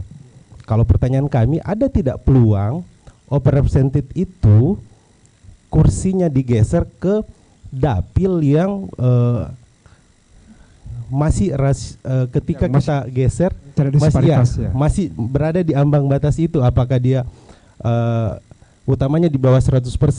Kayak misalnya ini ada yang 94,4% di Makassar 2 itu perbandingannya, kemudian ada yang 96,7% di Tanah Toraja dan Toraja Utara. Yang itu yang ingin kami pertanyakan, ada tidak peluang atau potensi yang overrepresented itu satu kursinya itu digeser ke yang rentang ambang batasnya itu lebih masuk akal seperti itu. Ini kan merah Ki, kalau kami warna merah Ki untuk dapil Bulukumba Sinjai itu. Demikian yang ingin kami sampaikan. Terima kasih. Assalamualaikum warahmatullahi wabarakatuh. Waalaikumsalam. Yang melebihi itu kalau perhitungan kami Bulukumba Sinjai. Kalau di ambang batas normalnya itu kan 110%. Dia kalau perhitungan kami di 110,59%. Artinya overrepresented 0,8 ya. 0,59. Iya. 0,59. Artinya lebih setengah orang yang mewakili di sana. Kalau kita berbicara ini. Iya. Iya. Kalau ditambah dengan selayar tadi gimana itu? Iya, pendapatnya itu. Kalau selayar sebenarnya kalau kami tidak, sebenarnya ada kami buat rancangan juga di mana selayar itu kalau dia bisa misalnya gabung dengan Bulukumba Sinjai, kami buat ada simulasi yang kami buat. Itu indikatornya kalau menurut kami semua hijau. Tidak ada yang tidak terpenuhi kalau menurut kami. Tapi sekali lagi kami tidak mau diskusi terkait terlalu jauh terkait perubahan komposisi dapil kalau menurut kami pribadi, karena ya yang bisa kita dekati dengan perhitungan kuantitatif. Seperti itu yang 3 prinsip tadi. Oke. Iya. Ya, tetap berimbang ya antara perhitungan kuantitatif dengan kualitatif. Iya. Ya. Nah itu tadi pertanyaan, ada tidak peluang yang overrepresented itu kursinya yang di situ digeser ke yang under represented seperti itu. Terima kasih. Oke, sangat menarik ya pendapatnya. Iya, itu penjelasan dari teman Bawaslu membantu kita memahami perbedaan tadi. Ya, silakan Ibu. Ya, Assalamualaikum warahmatullahi wabarakatuh. Waalaikumsalam. Saya Heni Pak dari Partai Gerakan Indonesia Raya Gerindra. Saya hanya ingin mempertanyakan Pak, dari kami yang disodorkan materi ini, angka-angka yang disodorkan ke kami itu sumber datanya dari mana Pak? Dan apa itu sudah disahkan atau gimana Pak ya? Apa ini kan baru usulan ya? Usulan ya? Ya Ibu Yani. Kalau Ibu Yani, pendapat Ibu tentang data kependudukan ini gimana? Kalau saya Pak, kita harus yang realnya dulu, data-data jumlah penduduknya ini yang diberikan ke kami itu real dulu nih. Ini disahkan nih jumlah penduduk di misalnya kabupaten Goa, ini sudah disahkan, baru kita bisa berbicara tentang pembagian dapil atau penambahan jumlah atau pengurangan di setiap dapil itu Pak. Karena ini kan jumlah data yang kami diberikan ini, kami tidak tahu apakah ini real nantinya atau baru sekedar rancangan, itu dia. Nah, sedangkan kita sudah berdebat ini sedangkan datanya ini saja belum pasti gitu. Makasih Pak. Tadi kemarin saya tanya awal itu, andai kan ada sahabat kita dari Dukcapil bisa membantu Ibu menjelaskan ya, karena basicnya pasti Dukcapil, basic datanya. Dari DAK ya, data agregat tahap kedua, semester 2 Pak Aslam ya. Jadi tadi ya semester 1, tadi Ibu Yani Pak Aslam sudah mengatakan bahwa ini basis datanya dari data agregat kependudukan semester 1 2002 itu. Sudah agregat dia. Itu.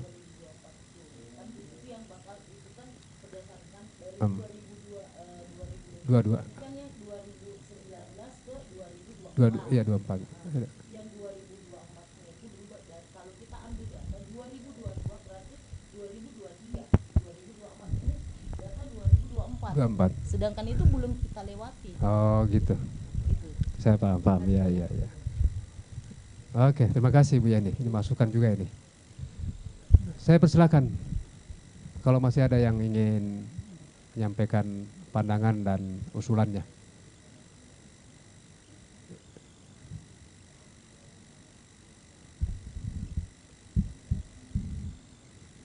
Silakan. Masih ada kah?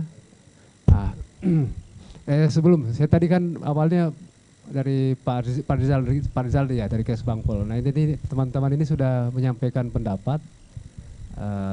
Saya kembalikan dulu dari Pak Kesbang, bagaimana pandangan kita mengenai dinamika atau pandangan dari peserta yang lain. Ya, terima kasih untuk kesempatan kedua. Setelah melihat diskusi yang berjalan, saya menganggap bahwa usulan dari saudara Taufik dari Bawaslu itu yang rasional. Jadi kita tidak membahas terlalu jauh terkait perubahan daerah-daerah dalam dapil. Jadi kita mencari solusi untuk bagaimana ketujuh prinsip ini dapat terpenuhi atau masuk zona hijau seperti yang dikatakan oleh pihak Bawaslu. Apabila ada solusi-solusi yang bisa diberikan oleh KPU terhadap usulan yang diberikan oleh peserta FGD, itu lebih baik kita laksanakan. Jadi kita tidak usah terlalu membahas terkait perubahan ke daerah-daerah dalam dapil. Sekira demikian, terima kasih. Boleh saya tanya, rancangan 2 Pak yang kita maksud? Atau kemungkinan bikin rancangan 3? Rancangan 2 yang mungkin ada solusi alternatifnya. Iya. Iya.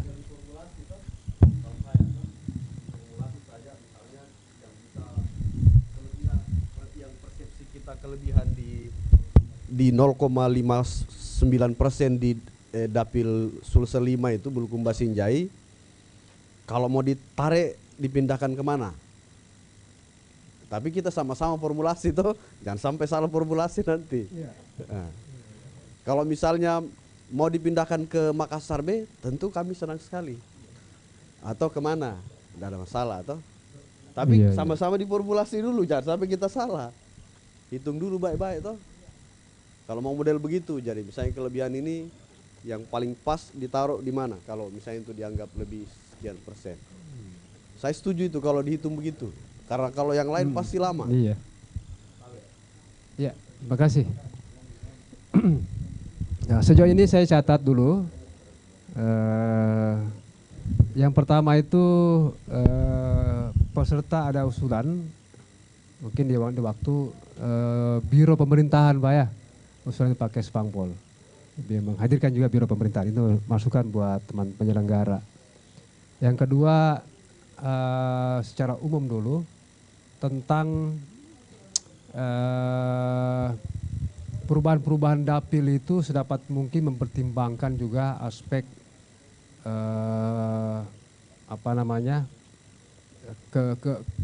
keberimbangan lah dengan kondisi antara tuntutan perubahan dengan tugas-tugas penyelenggaraan yang harus berjalan gitu ya. Artinya kalau kita buang waktu terlalu panjang tentang membicarakan perubahan ini, itu sebetulnya akan mengganggu juga tahapan penyelenggaraan pemilu. Bukan berarti itu tidak penting, tetapi menurut saya langkah yang dilakukan KPU untuk menata ulang dapil itu sudah saluran yang sangat strategis untuk melihat ke depannya dalam melihat komposisi yang ada. Lalu yang ketiga itu, ini bukan kesimpulan ya, hanya resume saja supaya kita diskusi ulang. Yang ketiga itu tentang mempertimbangkan poin tentang kelebihan 0,5% yang sebagaimana kajian tadi teman Bawaslu. Itu perlu dipertimbangkan juga. Soal nanti keputusannya kan bukan di kita. Termasuk itu mempertimbangkan komposisi kependudukan dengan kesatuan wilayah di dapil berapa tadi itu untuk Jeneponto Bantaeng Selayar disandingkan dengan Sinjai Bulukumba. Ini pertimbangan-pertimbangan yang harus dilihat apakah memungkinkan memang persis sebagaimana yang kita harapkan, sangat bergantung pada formulasi yang tadi istilahnya teman itu tentang formulasi. Lalu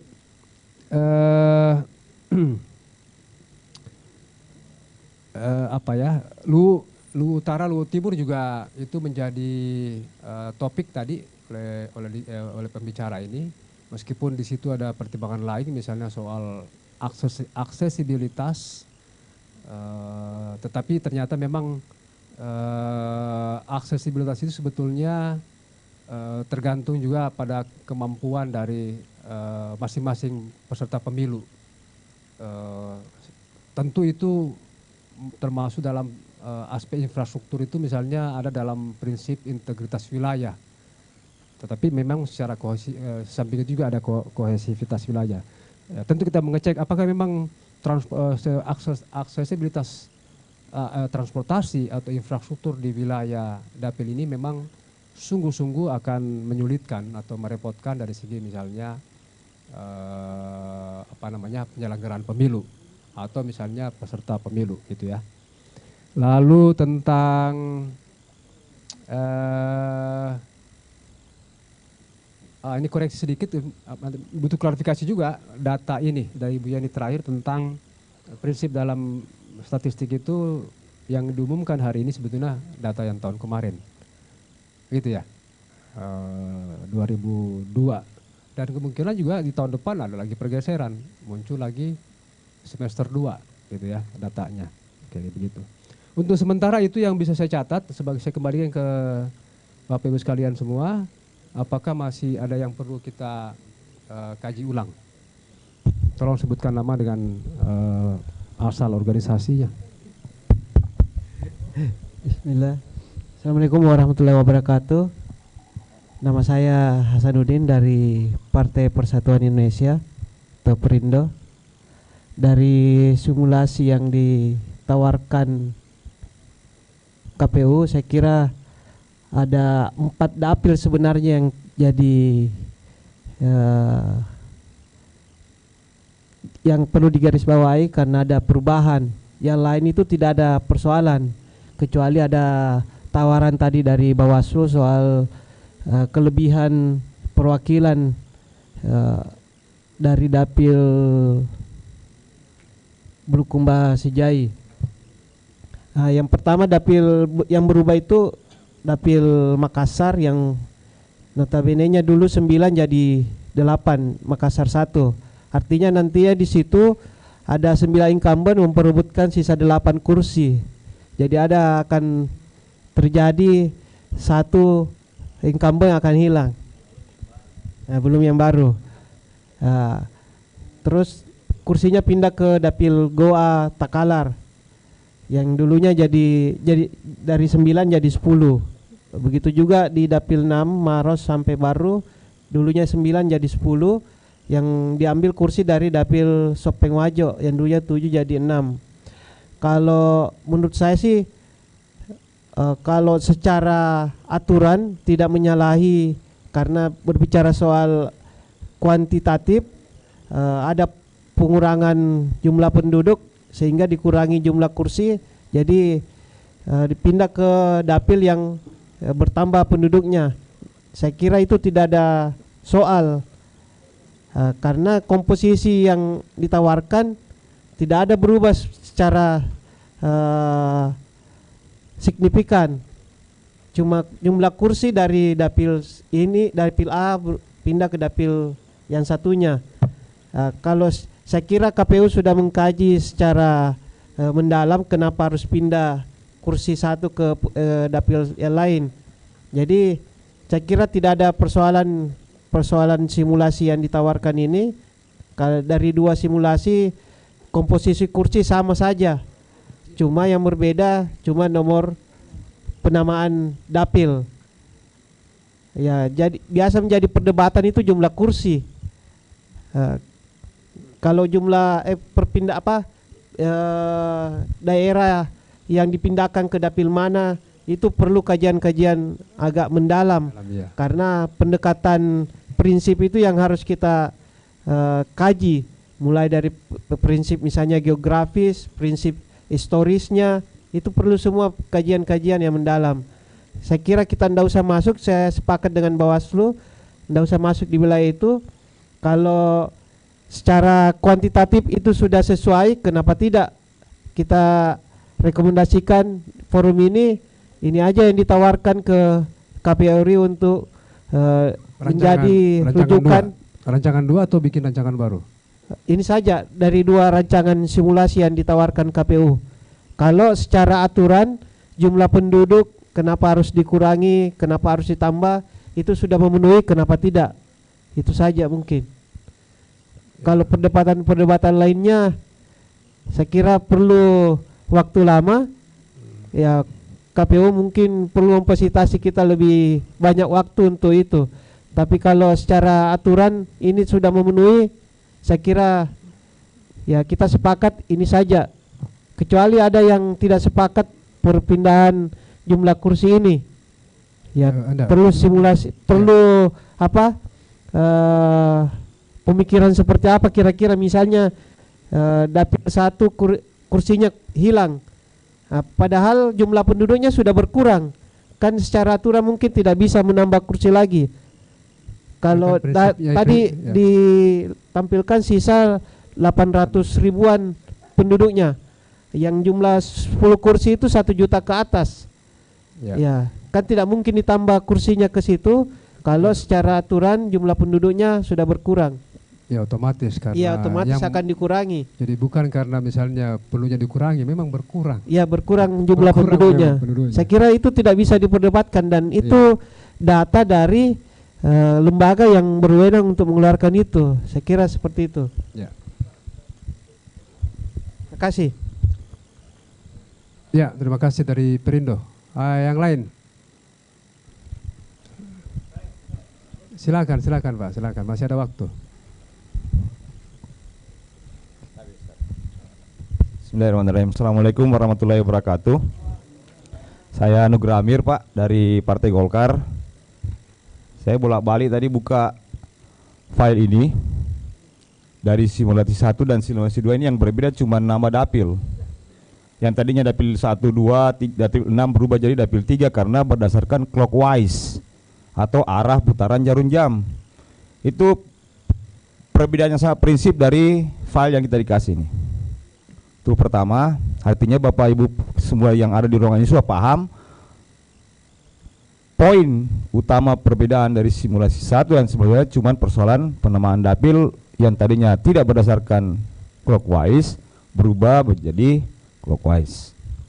Yang pertama Pak. Kemudian yang kedua, ini kalau saya simak dari tadi diskusi kita, ini sudah 2 orang yang menyampaikan pemikiran bahwa file yang kita diberikan ini itu di tangan kita masing-masing ini, Bapak yang terhormat, adalah file yang menggunakan database kependudukan yang mungkin saja saya juga tidak tahu ini tahun berapa, tapi mungkin saja masih bisa mengalami perubahan. Nah, tadi sudah ada dari Bapak satu orang menyampaikan apakah bisa dihadirkan dari dinas Dukcapil terkait dengan database kependudukan terbaru. Yang pertama. Kemudian mungkin juga penting buat kita semuanya, khususnya dari perwakilan partai politik, untuk melihat peta kondisi 2019 terkait perolehan suara. Minimal kita bisa melihat Pak. Yang pertama DPT, DPTB, dan DPK. Karena jumlah populasi itu tidak kemudian menjadi gambaran fix jumlah suara yang diperoleh. Itu juga penting Pak. Kita hanya merujuk kepada data populasi, kita juga tidak pernah paham komponen-komponen yang dijadikan poin bagi Dukcapil untuk menentukan populasi. Apakah penetapan jumlah populasi dari Dukcapil itu mengikuti kategori komponen misalnya usia sekian, usia sekian, usia sekian. Kita ini Pak menatap pemilu 2024 yang pemilihnya minimal 18 tahun.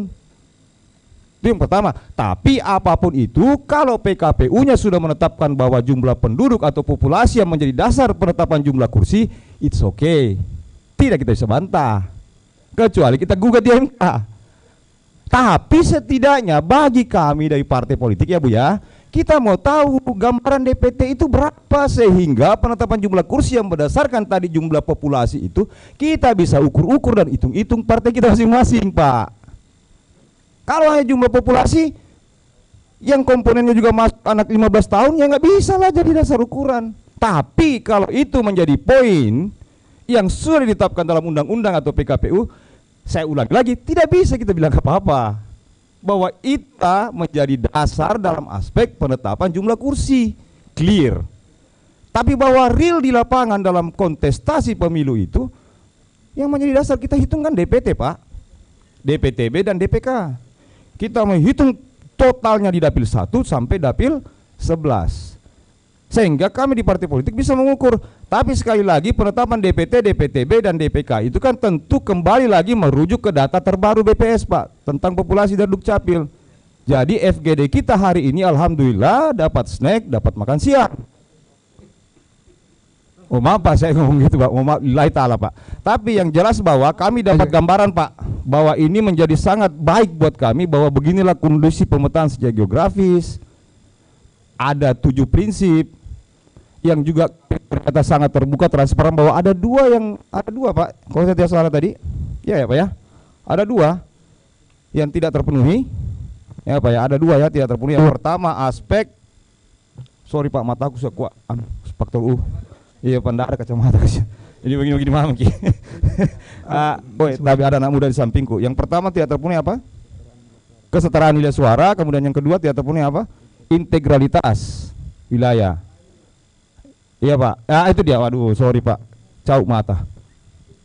Integritas wilayah dan kesetaraan. Kesetaraan nilai suara kita bicara tentang yang bilang tadi Bapak dari Bawaslu bahwa ada 2 aspek di sini. Kuantitas dan kualitatif dikategorikan lagi masing-masing, 3 di aspek kuantitatif, 4 di aspek kualitatif. Nah yang pertama itu adalah aspek kuantitatifnya, bahwa ada kelebihan 0,59%. 0,59% itu berarti stay haji orang anggota dewannya gitu loh. Kan jelas ya Pak ya, ada duduk di kursi DPRD tapi stay aja sebenarnya suaranya gitu. Itu yang pertama. Lebih. Intinya ada yang duduk Pak tapi stay aja. Kemudian yang kedua tadi aspek integritas wilayah. Paham kita secara geografis kah kita mau ukur? Aspek integralitas wilayah itu kita sepakati bahwa yang dimaksud integralitas itu integrated secara geografis atau integrated secara kultural. Dua-duanya kualitatif dua-dua ini Pak Slu ya. Kualitatif dua Pak ya. Satu aspek pemetaan geografis, yang kedua aspek pemetaan kultural. Tapi kalau kultural saya pikir bukan menjadi landasan pemikiran kita. Yang terpenting buat kita untuk menjadi pertimbangan adalah aspek geografisnya atau pemetaan wilayah tersebut. Sama tadi yang disampaikan tentang Luwu gitu. Tapi kalau Luwu kan memang integrated secara wilayah maupun juga secara geografis karena dia satu kawasan. Yang sulit ini kan tadi disebutkan satu kepulauan, kemudian menyeberang satu kabupaten baru masuk ke daratannya lagi kan begitu Pak ya. Kabupaten yang diseberangi yang semasuk lagi Bulukumba. Tapi saya pikir jauh sebelum kita diskusi hari ini, KPU juga sudah pernah memikirkan hal ini saya pikir. Saya yakin KPU dan Bawaslu sudah memikirkan hal ini. Tetapi sekali lagi saya pikir kita kembali aja bahwa pertimbangan utama kita jumlah populasi dan itu yang terpenting. Mungkin akan ada FGD berikutnya. Kita ketemu di kapan lagi. Mungkin itu yang penting Pak. Makasih. Assalamualaikum warahmatullahi wabarakatuh Bapak Ibu. Ya. Alhamdulillah. Ya.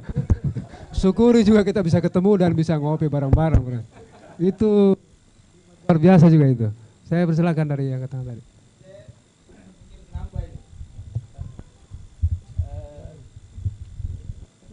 Ya. Tadi saya coba menghitung-hitung Pak. Jumlah penduduk perkembangan ya. Rancangan 3. Ini rancangan berikutnya. Sebenarnya yang pertama yang saya masih sanksi tahun 2024 itu dengan posisi 2019 dan 2024 tentang jumlah penduduk hampir semua menurun Pak. Dan 2024 itu kan prediksi ya. Prediksi, betul. Kalau dia prediksi maka bisa jadi mungkin 2024 ini ada tsunami atau apa gitu. Kira-kira yang kemudian menambah ya akhirnya penduduk jadi meninggal. Misal mungkin ini sekedar intermezzo. Tapi kalau dari pendekatan logika harusnya kan 2024 itu bertambah. Bukan berkurang, bukan bertambah, tapi dia bertambah. Termasuk saya kira dari masyarakat atau dari generasi muda yang kemudian yang tadinya tidak wajib pilih itu kemudian wajib pilih karena interval waktunya dari 2019 ke 2020 kan 5 tahun Pak. Jadi SMP, SMA itu sudah masuk, berarti bertambah. Nah, di sini justru rata-rata berkurang. Itu pertama. Bisa kita lihat. Yang kedua, dari pendekatan, kalau kemudian pendekatannya adalah kesetaraan nilai suara, maka ada yang kemudian saya sanksikan dari Dapil 6. Dapil 6 ini dari 9 kemudian menjadi 10. Sementara Dapil 6 pada tahun 2019 itu jumlah penduduk 1.110. Sekian ya. 1.110.907 orang. Kemudian 2024 itu 1.088. Ya, saya ulangi, 1.088.438. Loh, kok bisa bertambah suara kursinya? Saya sanksi ada caleg nanti mungkin bawa kursi sendiri nih. Iya, kalau pendekatannya adalah pendekatan suara ya, atau jumlah penduduk. Karena itu mungkin memang kita perlu kaji ulang kembali. Ya, saya kira ya manusiawi ya, kalau itu kemudian terjadi kesalahan dan ini bisa dimaklumi. Cuman memang dari beberapa aspek yang kita sebutkan tadi mungkin butuh ketelitian dan kejelian, sehingga insya Allah dalam menentukan ya artinya kita bersama-sama kemudian menetapkan, menentukan, mengusulkan dan seterusnya untuk kemaslahatan kita semua di Sulawesi Selatan. Terima kasih. Assalamualaikum warahmatullahi wabarakatuh.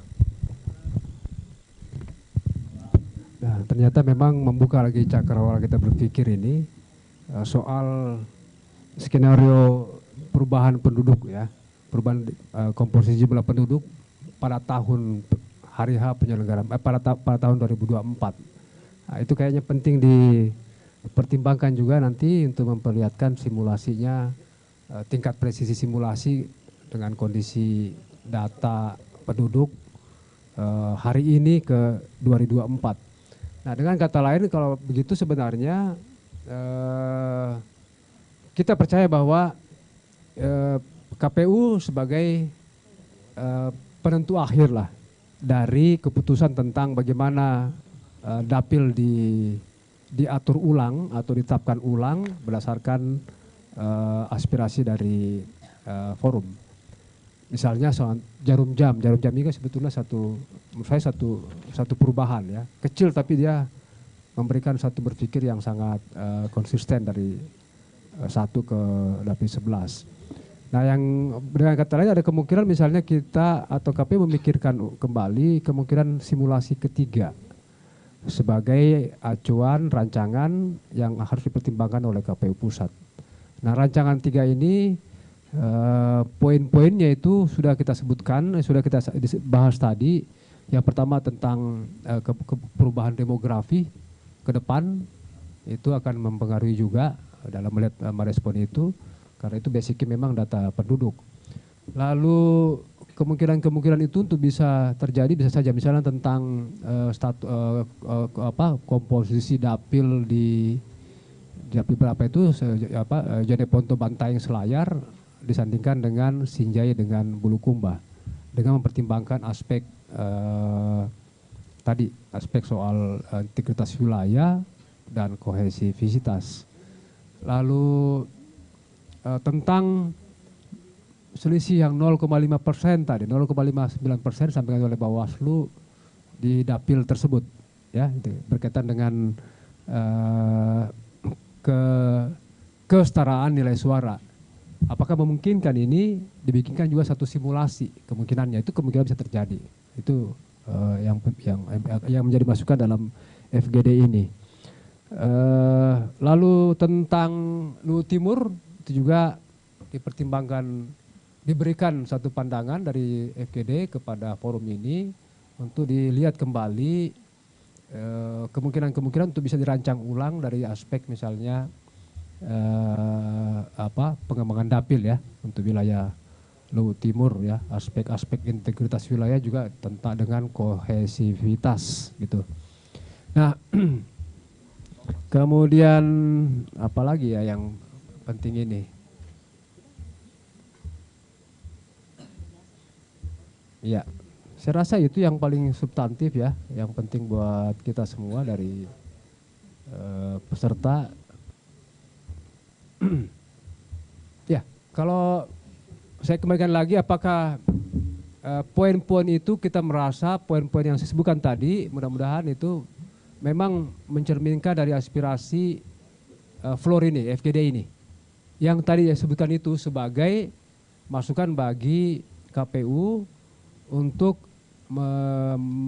memperkaya kembali konsep ataupun rancangan penataan dapilnya yang akan menjadi semacam policy brief atau draft rancangan ke KPU pusat, termasuk kemungkinan untuk mempertimbangkan simulasi ketiga, ya, simulasi ketiga, karena memang disyaratkan sebenarnya adalah 3 rancangan lalu dipilih 1. Apakah yang sebut tadi sudah merangkum semua atau mencakup semua apa yang kita sampaikan atau masih ada yang kurang? Jempol 2, Pak. Ya, baik.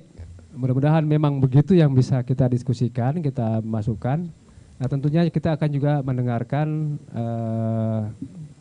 umpan balik dari penyelenggara, dari KPU sebelum kita akhiri sesi FGD kali ini.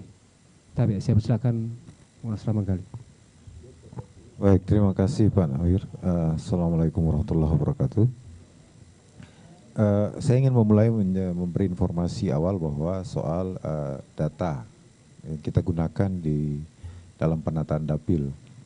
Jadi data resmi yang diserahkan oleh Kementerian Dalam Negeri yaitu DAK 2, data agregat kependudukan per kecamatan semester 1 tahun 2022.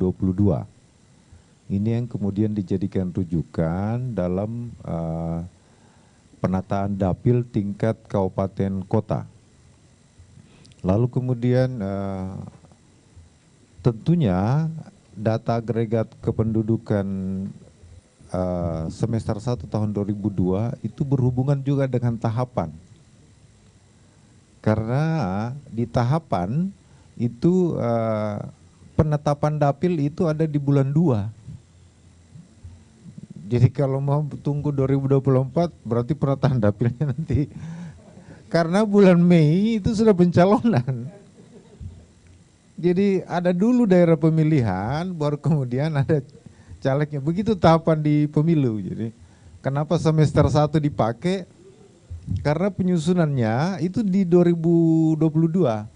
Karena penetapannya itu Februari sebenarnya penataan dapil itu. Kalau bicara tahapan di pemilu. Nah itu juga yang digunakan di dalam penataan dapil untuk provinsi yang kami jadikan rujukan itu di AK 2 semester 1 tahun 2022. Bahwa memang fakta kependudukan bisa saja 2024 itu kemudian bertambah. Nah juga bahwa berhubungannya dengan tahapan untuk penataan dapil kabupaten kota itu kemarin waktunya di 2022 agak panjang. Nah yang sebelumnya di Undang-Undang 7 tahun 2017 untuk dapil provinsi dan RI itu menjadi lampiran 4. Artinya kewenangannya itu belum di KPU RI. Nah pas keputusan Mahkamah Konstitusi itu setelah sebenarnya draft final di KPU Kabupaten Kota penataan dapil itu sudah selesai. Nah itu problemnya. Artinya kalau memakai pendekatan atau tahapan yang dilakukan di penataan dapil kabupaten kota, waktunya agak panjang. Jadi diskusi yang memungkinkan berkembang tadi kita perdalam itu memang memungkinkan untuk kita misalnya menjawab soal kohesivitasnya, integralitas wilayahnya. Jadi bagaimana menguji 7 prinsip ini. Jadi memang rangkaiannya itu akan ada misalnya kita punya studi dokumen misalnya, referensinya, in-depth interview masih kita bisa lakukan. Ada metode riset untuk kemudian memastikan 7 prinsip ini terpenuhi. Nah, lalu kemudian secara internal di KPU RI ada surat yang turun menindaklanjuti putusan Mahkamah Konstitusi itu nomor 51. Jadi kami ini waktunya tersedia dari 14 Januari sampai 21 Januari untuk menyusun uji publik ini. Nah itu yang saya perlu untuk provinsi. Jadi 14 Januari sampai dengan 21 Januari. Karena memang tahapan harus selesai untuk dapil di Februari. Kalau di tahapan dapil sebelum putusan Mahkamah Konstitusi, PKPU 6 2022, itu 9 Februari penetapan dapilnya. Nah itu karena setelah ini kan akan ada sosialisasi untuk dapil. Setelah penetapan. Nah itu artinya apa? Bahwa putusan Mahkamah Konstitusi itu kemudian memberi dampak juga pada ketersediaan waktu kita untuk mengurai, mendiskusikan lebih dalam proses pemenuhan untuk 7 prinsip itu. Tapi sekali lagi bahwa ini catatan penting juga, tanggapan penting yang masuk dalam proses FGD ini itu memberi kita kira-kira amunisi untuk menyusun ya kira-kira semacam policy briefnya lah untuk penataan dapil ini. Namun perlu saya juga informasikan bahwa seperti Bapak dari P3 tadi soal dapil 6. Jadi 9.200.000 bagi 85 ketemu BPD-nya. BPD ditarik ke dapil 6 dari jumlah penduduknya 1 juta sekian. Ternyata tidak habis terbagi semua kan jumlah penduduk. Ada sisa penduduk. Nah kalau BPWD-nya kita itu dari jumlah penduduk yang muncul dari DAK 2 dibagi kursi itu sekitar 108.893. Hubungannya dengan dapil 6 ketika dibagi dengan BPD ternyata sisa penduduknya di dapil 6 itu jumlahnya paling tinggi. Dia di 108.401 dari semua dapil. Dia ternyata sisa penduduknya paling tinggi itu di dapil 6. Nah itulah kemudian ditarik penambahan kursi satunya karena sisa jumlah penduduknya yang tidak habis terbagi itu paling tinggi di dapil 6. Nah, makanya kemudian nambah kursinya 1. Kira-kira itu. Nah, bahwa interval memang yang dijadikan ukuran itu untuk persentase 90 sampai 110. Faktanya memang ada di Sinjai dan Bulukumba itu kelebihan setengah. Kira-kira setengah kursi kalau hitungannya kan 0,59. Tapi dapil 6 itu sisa suaranya itu sekitar berapa? 108.401. Sementara bilangan pembaginya kita itu 108.893. Nah itu fakta pendudukannya itu. Nah oleh karena itu dapil 6 nambah 1 dia. Nah, Wajo itu berkurang. Wajo Sopeng, Wajo itu jumlah penduduknya berkurang 60.000. Sopeng itu 11.000. Itu ya. Ini analisis ini hipotesis asumsi awal yang saya kira perlu diuji. Misalnya gini, katanya ya informasi. Daftar tunggu haji kita ini terlalu lama di sini. Sulsel. Orang bergerak keluar. Ya. Informasinya seperti itu. Tapi itu kan perlu diuji juga itu dengan kondisi kependudukan kita. Makassar kan begini, daerah pinggiran untuk bisa dicek data kependudukan per kecamatan itu Palangga. Goa itu bertambah di situ. Kemudian Galesong. Ternyata kan pemukiman baru. Terus Moncongloe.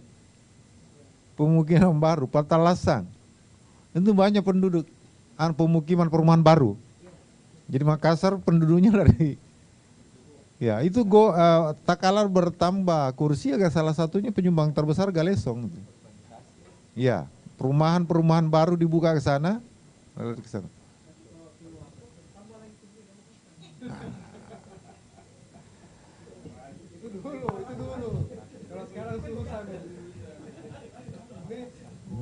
Ya. Nah, kemudian ya, sekali lagi dapil itu pakai jumlah data penduduk.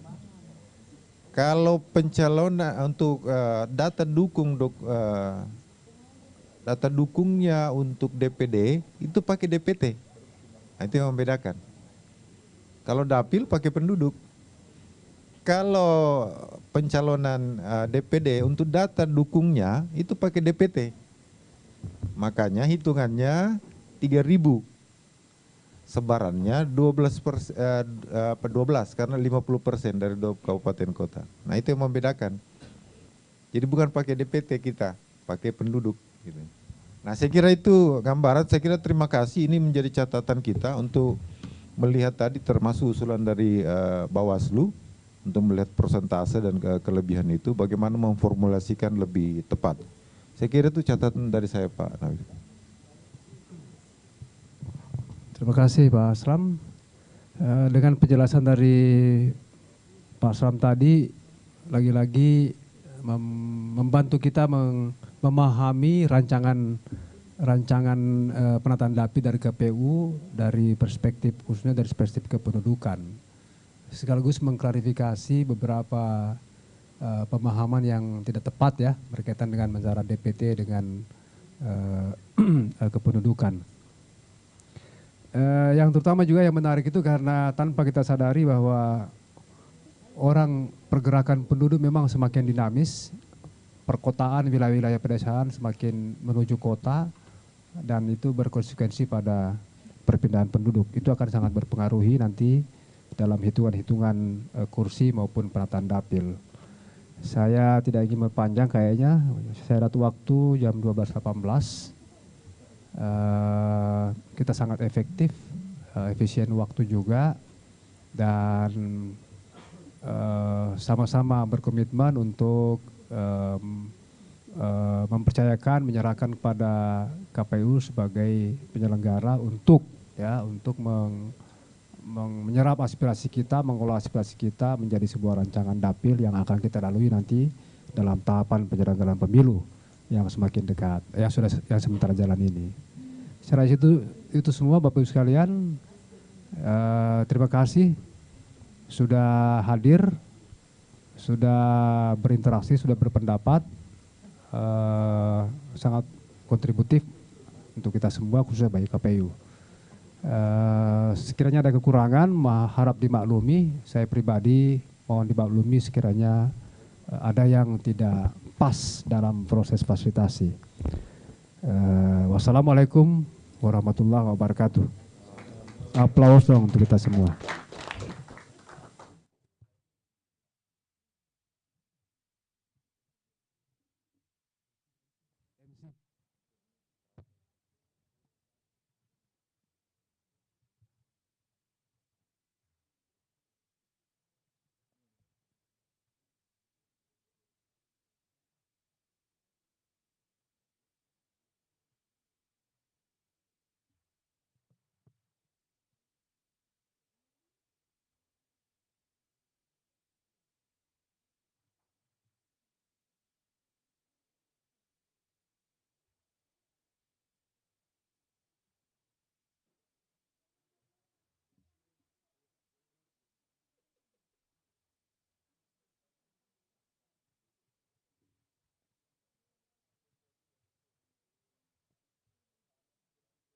Demikian Bapak Ibu, itulah tadi fokus group discussion penataan daerah pemilihan dan alokasi kursi.